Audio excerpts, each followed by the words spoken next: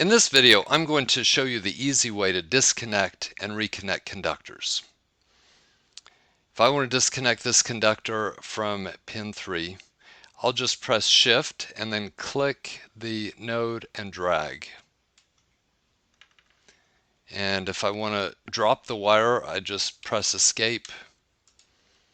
And now I'm going to disconnect this one. I'll press Shift, click, and drag.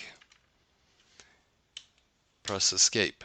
Now if I want to connect this conductor to pin 8, obviously the best thing to do would be to swap positions, but for the purpose of this demonstration, I'm going to simply hover over the end until you see that the pointer changes to the conductor pointer.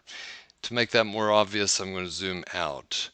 Now when I point, see it changes to the conductor pointer, and I can then click,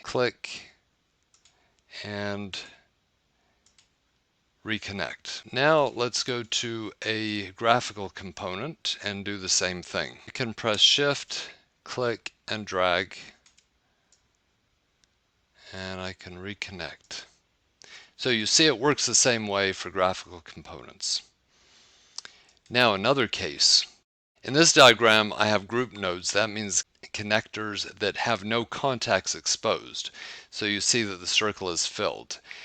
The line connecting two group nodes is a cable. It's a logical connection. And so if I want to disconnect that, I'll click the cable first and then press Shift and click. And then to reconnect is very easy. Again, in this case, click the cable first, press Shift and drag.